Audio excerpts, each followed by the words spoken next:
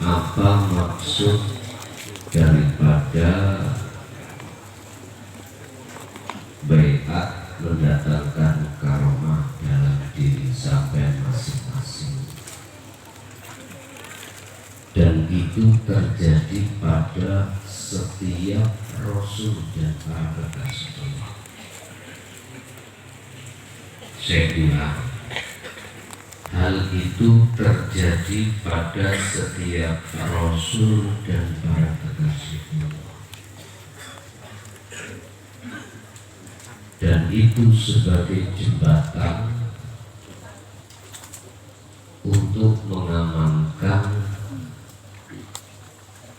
secara syar'i atau secara zahir ketika saat beliau menyampaikan ajaran dinul tauhid.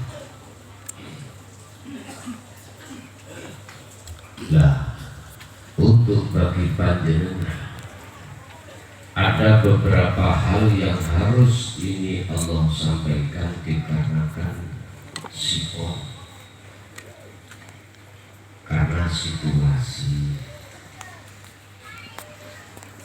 Saya tidak berandai-andai, saya hanya menyampaikan kabar saja.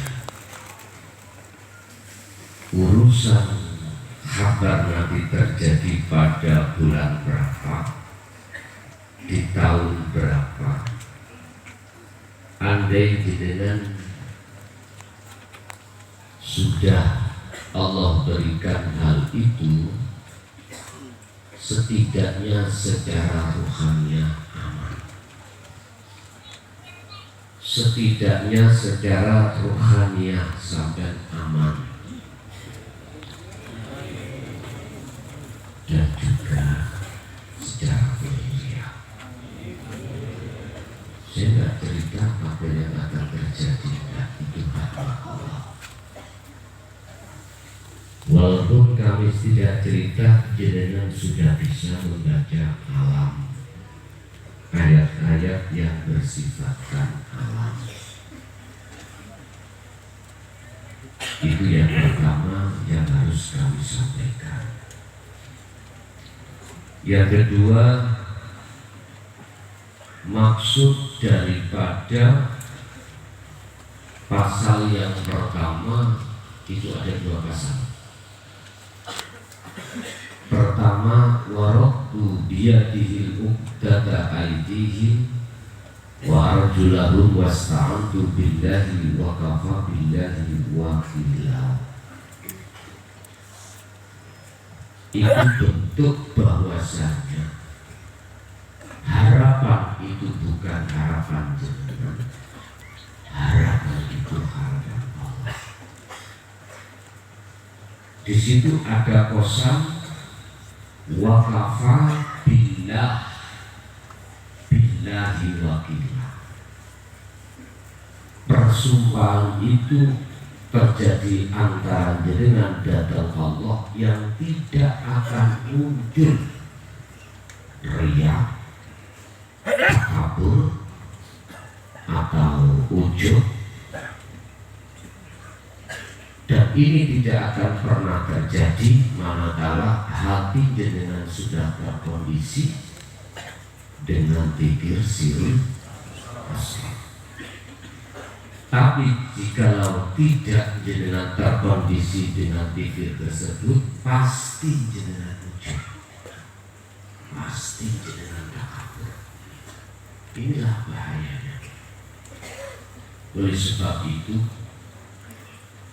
mumpung belum terjadi hal itu, bagi panjenengan yang belum siap di situ sampai mundur nyawa, jangan ikuti nanti apa yang aku sampaikan dan jenengan menirukan nanti sampai mikir.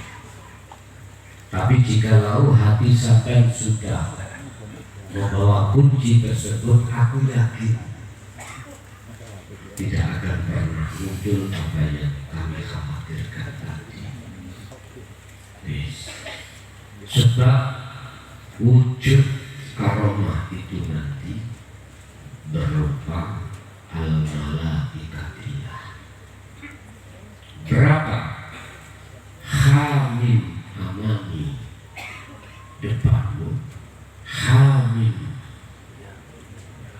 yamini kananmu, hamim simali kirimu, hamim waroi belakangmu, hamim fauki atasmu, hamim tahti bawahmu.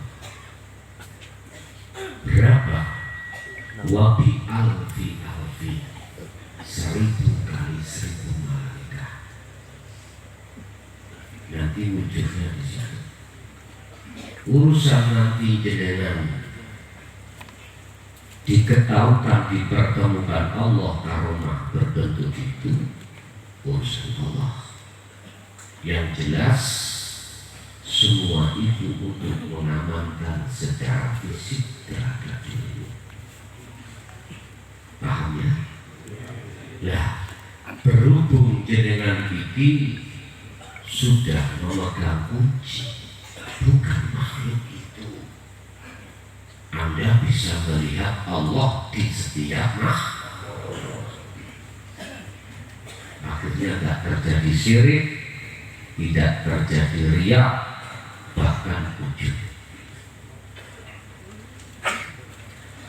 Lalu bila mana ada yang menyerang, artinya menyerang ini bukan hanya bentuk manusia, bisa berbentuk alam. Alam apa alam? Terserah. Umpama terjadi tsunami, kau di dalam rumahmu, tsunami hanya melewati rumah, tidak terpecah. Paham ya? Bila mana terjadi gempa, maka rumahmu tidak terjadi gempa. Ini tak kala Allah menjagamu secara fisik. Berarti tanda kamu nanti ada mata rantai untuk menyampaikan dinut tauhid. Lihat sejarah. Kenapa Allah wa anzainahu ma'ahum menyelamatkan? Karena ini generasi untuk menyampaikan dinut tauhid kepada generasi berikutnya. Tapi berulang-ulang umat manusia itu mengingkari. Dia hancurkan lagi, ada yang disisakan lagi untuk sebagai penyambung rantai dinut tauhid. Nanti juga begitu. Tinggal Allah nanti menyelamatkan rohaniahu saja atau sekalian secara satu. Dalam dunia mukjizat itu disebutkan hanya berlaku pada para rasul. Dunia kekasih Allah setelah itu namanya karomah, dan itu sama.